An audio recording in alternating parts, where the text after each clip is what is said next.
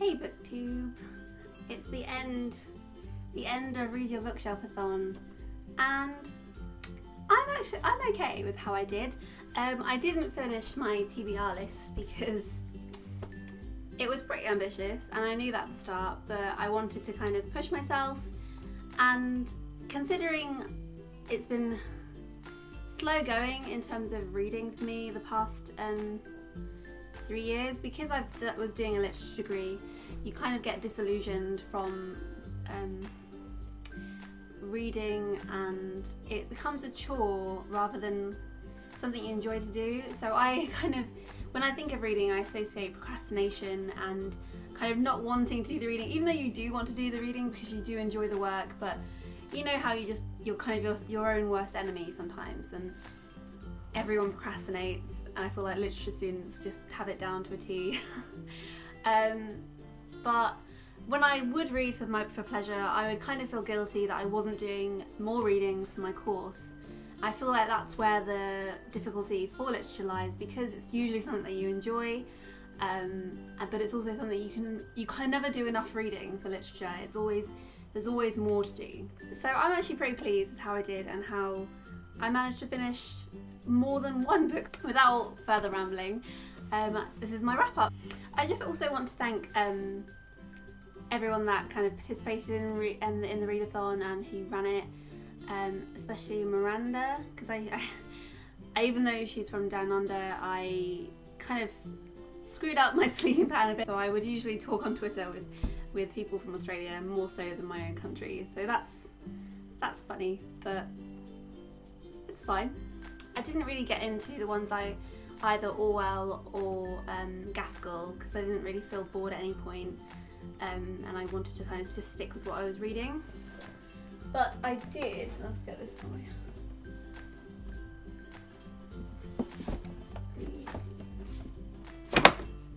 Should have done this beforehand. So I did finish The Book of Lost Things by John Connolly, and he was nice enough to say thank you when I kind of complimented it on Twitter, so that was lovely. I found that funny.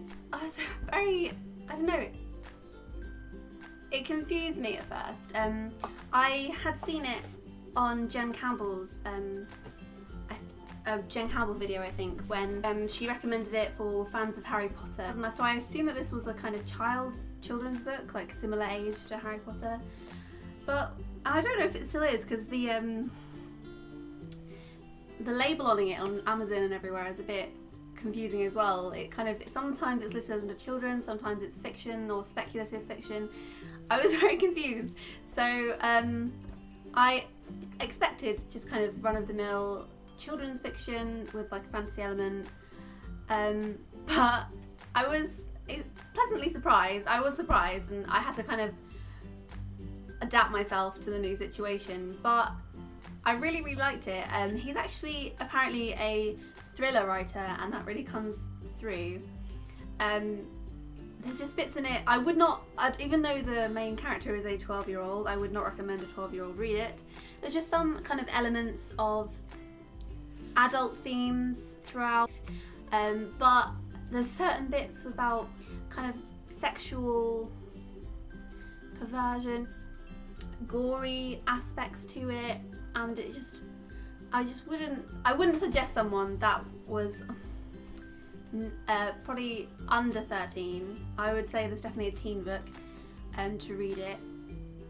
And I even feel like it's slightly adult, like I don't know, it's like a weird, because it's about fairy tales, you just feel a bit weird saying it is adult, but I kind of say it's on the bridge between teen and adult. It's much more mature than a lot of teen fiction is, so I don't know, I feel like it's a book without really a genre, so well done, it's pretty cool. I did a tweet when I finished reading it about it, and I said that it was a fantastically creepy mix between The Brothers Grimm, Pan's Labyrinth, and The Book Thief, which sounds like a very odd mix, but The Brothers Grimm because it's very obviously inspired by fairy tales, and I say Brothers Grimm because there is that kind of gruesome, like bloody kind of sexual perversion aspect of it, and then Pan's Labyrinth because it's kind of that like mix between real and not real, like magical realism, and like that kind of element of the little girl like entering a really creepy fairy tale world. And then The Book Thief, because the main character is a similar age to Liesel in The Book Thief, and equally obsessed with books, and it is also set in England but during the Second World War, so there's that kind of aspect to it as well. And I feel like it's a really unique mix. If you feel that sounds like something you would enjoy, then it's really interesting, really fresh, I think, and I really enjoyed it. I gave it 4 stars, I think, just because I feel like I couldn't get over the confusion. But maybe if you start out knowing that it isn't a children's book, then that will probably help you not be thrown and kind of lose your sight of what was happening. But yeah, so I was really happy to finish that, and let's move on to the next one. The only other book that I fully finished was The Perks of Being a Wallflower. I briefly talked about it in my other video when I did a book haul. And I forgot to say in the book haul actually that a lot of people don't like this cover, and I love this cover. I don't know what it is about it, just the sheer effortlessness, I don't know. It's just so simple, and I love the colour. Like, I really wanted to buy this cover, but there was just cheaper options, and I was like, oh, okay. And I bought it off eBay or Amazon, I think, but Amazon Marketplace. And I just bought the movie cover, or what I thought was the movie cover, because it was the cheapest, and I was like, oh, I don't really want the movie cover, but it's like, I just want to read the story. But then this arrived, and I was so happy. I was like, oh my god, this is the cover I wanted. So that was really cool, and it's like a floppy version, a floppy paperback, which is perfect for me because I destroy books because I like to kind of bend them like that. I know I'm an awful person, and you probably hate watching this right now, I'm so sorry, but I go like this, and I just have to, and it doesn't ruin the book because it's floppy. This is like my perfect edition. But the actual story itself, I fell in love with very soon after starting the book. I thought Charlie was the most charming narrator to a story. I thought he was wonderful. There's just something so, I just wanted to kind of go into the book, crawl into the book, and just give Charlie a really big hug and say, no, you're perfect, I love you as you are, like, please never change. And I feel so sorry for him, but so proud of him at the same time, and you just really get to know him because it's written in letters, and it's like, so he says, dear friend. You really feel like Charlie is confiding in you personally, so you really do feel like his friend, and I feel like that is just so clever, and I cared about what happened to him, and I wish there was a way for me to kind of tell him everything was going to be okay and be his friend, and I feel like that was just really touching. And I'm gonna shut up because I really love it. I think it might be my new favourite book, but I'm not gonna go that far yet. I don't know, but it might be. I don't want to say it is, but I think it is. But yes, so if you have not read The Perks of Being a Wallflower, please read it because it is amazing. It's just, I cried, and I don't remember the last time I cried at a book. I probably cried at The Book Thief, but I don't remember, and that was a year ago. But I don't cry at many books, and it wasn't even sad. Like, I cried at a bit that was just him being really nice, and I just cried because Charlie was so nice. Like, that is how much this book affected me. I cried because he was nice. I cried because I liked Charlie and I thought he was a great human being. That's what I did, so I'm gonna tell you, but I love it. It's one of those books where I want to give to people and be like, please read this, please read this. Okay, so other than that, I did start The East of Eden, but I didn't get very far because once I started reading it, I realised that it wasn't something that I was going to be able to read that quickly, and I wanted to kind of give it the time of day that I needed.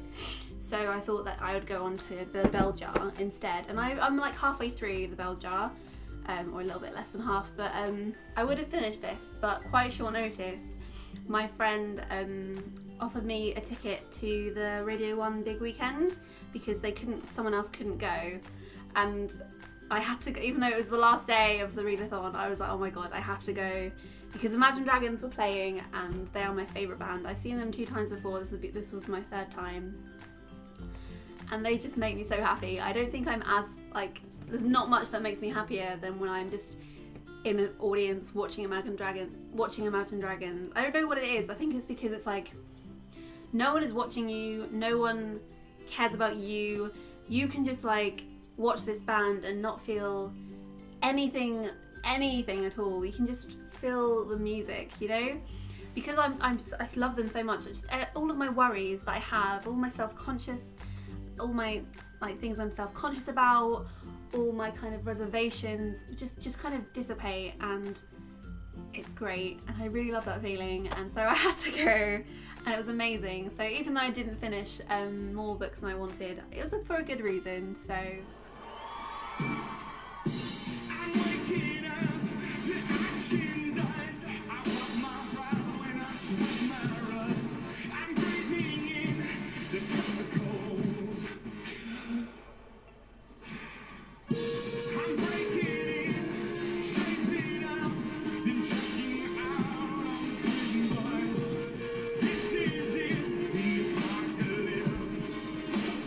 Imagine Dragons weren't the only one playing. I also saw George Ezra and also Taylor Swift. So that was pretty cool. Pretty epic. And she was really good. And then the Foo Fighters as well were the last ones, and we were super close, and that was really cool. I don't know many of their songs. I've never really been a Foo Fighters person, but it was a really great atmosphere, and my best friend, it's his favourite ever band. So it was really cool to see him having a great time. And I just fell in love with Imagine Dragons music all over again. They're just so good. So good. Anyway, so that is that.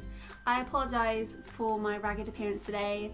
It's quite late at night, and I'm surprised I even have a voice today, considering I had the gigs yesterday. But I wanted to do a wrap up because I wanted to do it as close to the end of the readathon as possible. And so yeah, I might also film a tag video right now because I have an empty house, and so it'd be good. So if I'm in this outfit for the next video as well, just have to deal with it. So anyway, I will see you soon. That's not what I say. I'll see you in the next one. Bye. It's time to begin.